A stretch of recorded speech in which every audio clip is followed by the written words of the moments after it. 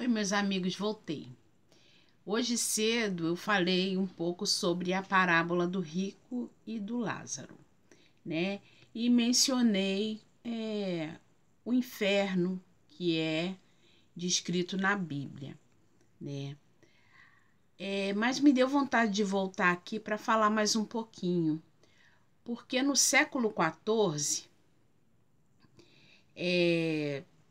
houve uma obra literária chamada Inferno de Dante, que era composto de vários poemas e músicas, né? Enfim, era uma manifestação artística na época, né?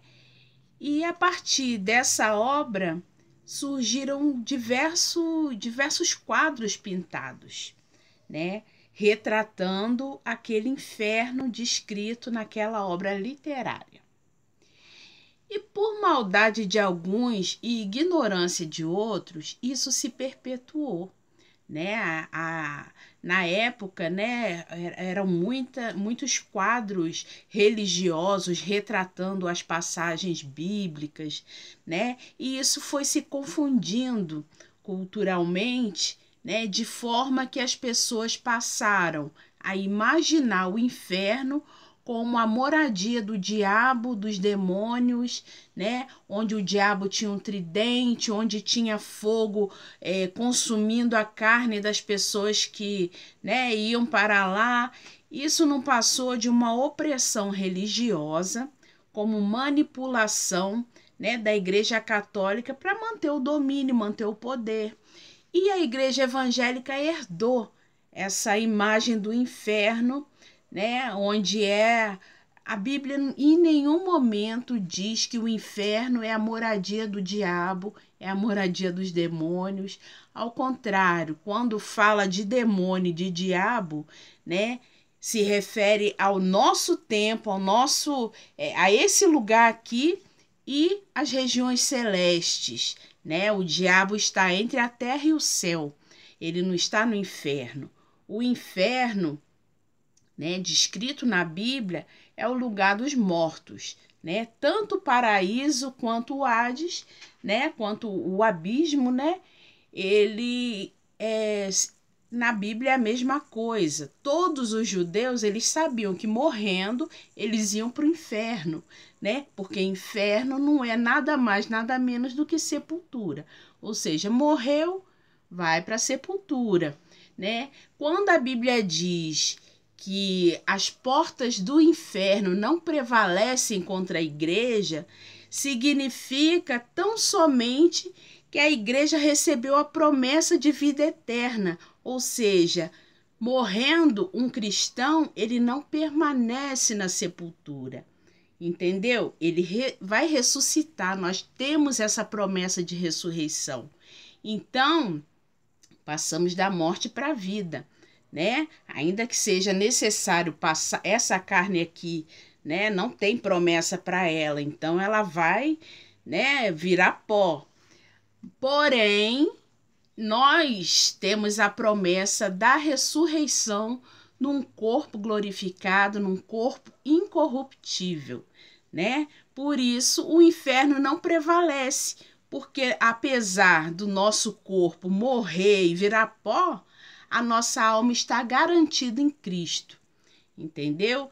Agora essa imagem do diabo com tridente e chifre, né? O povo cristão realmente é muito místico, né? Em lugar nenhum da Bíblia você vai achar, por exemplo, a imagem do anjo com asas, né? Quando o anjo aparecia, né, nos relatos bíblicos, era como um homem, né?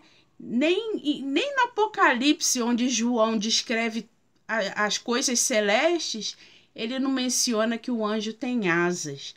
A única passagem que pode se dizer, né, que o anjo tem asas é quando Isaías fala dos dos serafins, né, que tem três pares de asas, 6 asas, né, E aí, duas cobrem os olhos, duas cobrem os pés e duas sobrevoam sobre o trono de Deus. E ele falando santo, santo, santo o tempo todo, né? Os serafins. Agora, os anjos, que são ministros de Deus, que trabalham em nosso favor, a Bíblia nem descreve que eles têm asas. Mas, enfim, essas pinturas, elas se perpetuaram, né? E culturalmente as pessoas imaginam o anjo com aquela aparência, o diabo com aquela aparência, o inferno é fogo, é enxofre, é fumaça, é isso, é aquilo, cinza, né? E, enfim, nós não sabemos nem se o lago de fogo é algo físico, né? Porque o juízo de Deus é que é fogo consumidor.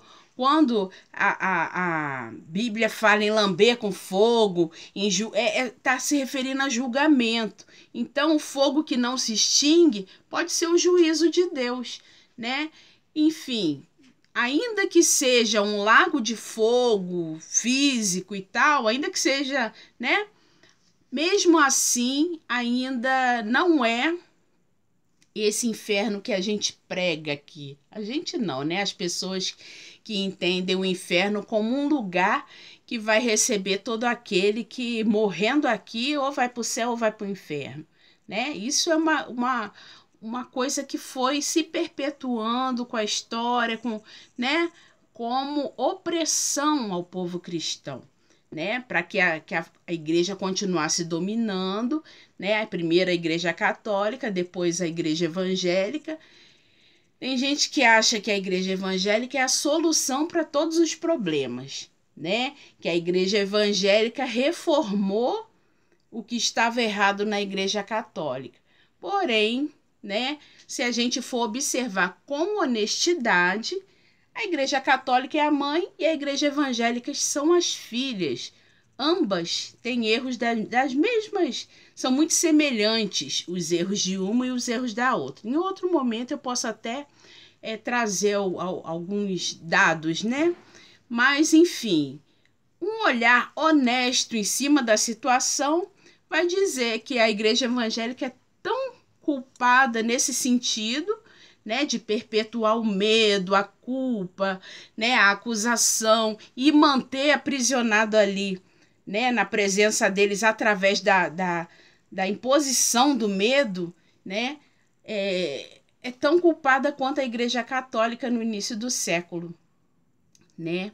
Enfim, eu resolvi voltar aqui para falar sobre isso, para que fique bem claro, né, que na Bíblia não menciona esse lugar.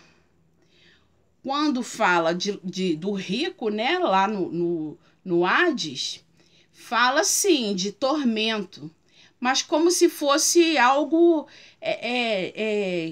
que causasse um incômodo nele, né, por causa do calor ou por causa né, da tensão de saber que né, está caminhando para a condenação. Mas não menciona em nenhum lugar na Bíblia esse lugar que se imagina, né? Porque quando fala de fogo que não se apaga, está se referindo ao Geena. E hoje em Israel existe o lugar onde antigamente funcionava esse lixão, e hoje em dia é um bairro que tem lá, ou seja, ele era fogo que jamais se apagava, porém ele se apagou, ou seja, era uma figura de linguagem. Hoje em dia, se você for lá, é um bairro comum, com pessoas morando, entendeu? E é exatamente, geograficamente, o lugar onde funcionava o inferno, né, para Israel, que era onde eles jogavam lixos e os corpos, né, de pessoas que não tinham direito a ser sepultadas.